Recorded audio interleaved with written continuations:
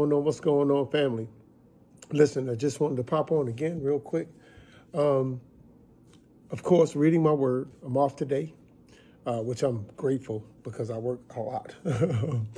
But I just was reading my word, and I came across this because I see in the church, especially in churches, not talking about specific ministries, but churches, that we have people that have the propensity of wanting to celebritize the pastors or people that are in leadership. We got to be ever so careful that we are within what Christ wanted us to do. So in Luke 14, this is the NLT version. Christ talks about in Luke 14, in the first verse, he's been invited to eat dinner at a Pharisee's house. It's one of the leaders. He is actually the leader of the Pharisees, so he's a leader of the leader. Funny thing about it was, at this house there was a man that was sick that needed to be healed. And even though he was close to the leadership of the religious leaders, Jesus was the one that healed him, and he asked them a question, and the question that he asked, the Pharisees say, hey, man, is it, he knew that these are supposed to be religious leaders of the law, so they should know and answer this question. And the question that Jesus asks is in the third verse. He says, you're experts in religious law. He said, is it permitted in the law to heal people on the Sabbath day or not? And then they didn't answer anything. So Jesus made the comment and said, well, he said in the fifth verse, he said, which of you doesn't work on the Sabbath? If your son or your cow falls into a pit, don't you rush to go and get the pit out? And again, none of them said anything. But what I wanted to touch on was this, because we run to those folks that can't heal us, but the healing comes from Christ. And he healed them. So Christ loved talking in parables. And the reason why he talked in parables was because these parables, if you didn't know if you knew the truth, you should understand the parables. And it made it palatable, and it made it easier for us to understand. So he says this in the seventh verse. This is how it plays out. When Jesus noticed that all who had came to the dinner were trying to sit at the seats of honor near the head of the table, he gave them this advice. I want you to hear this. When you are invited to a wedding feast, don't sit at the seat of honor. What if someone who is more distinguished than you has also been invited? Question.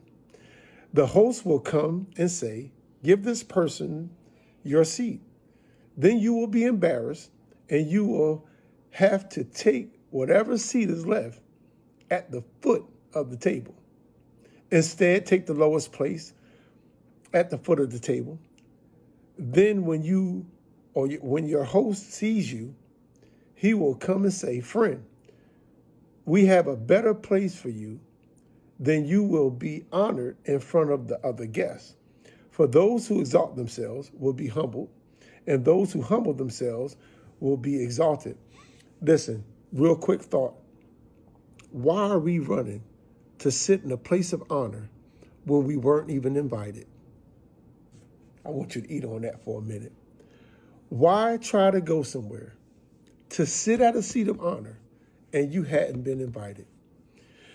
We are jockeying for positions in churches and in people's lives, bosses, jobs. We're jockeying for these positions.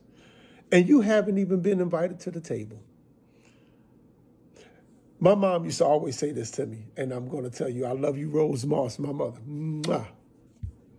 She said, son, don't ever go nowhere uninvited, because that means that you don't belong there. So I tell you, man, stop trying to go places that you haven't been invited to, because you are out of pocket. You're out of place. In that scenario, Jesus is talking about a whole bunch of things that I could actually dig into. One of the things that I see that he's talking about in specific is there was a whole bunch of people at this dinner that had either been invited or not been invited. Most of them probably hadn't been invited, but they knew there was going to be a gathering, there was going to be some food, and some people was going to be there. And the prestigious folks of the time was going to be there. I got to get a spot. Have you ever noticed after churches or after services that everybody want to run straight up front, and they hadn't been invited? And they get offended if the pastor says, well, I got to go, or I'm in the middle of doing something. Don't get offended. Stop forcing yourself into places that you haven't been invited to. Allow it to come to you. Hey, come on up here, because that's the place of honor. Listen, that's just a little something from KWU. You'll see one of our sweaters I got on, the Yahweh sweater. But listen, guys, look, stop going places that you haven't been invited to. Allow yourself to be invited to the places that you need to go. Some places are not for you to go, and it's okay. Don't get so easily offended when you don't get the response that you think you're supposed to get because you're in a place that you're not supposed to be. Okay, listen, love you guys. Talk to you later. Pray that this did something for you. Let's have dialogue. Let's grow kingdom. KWU, we out. Love you.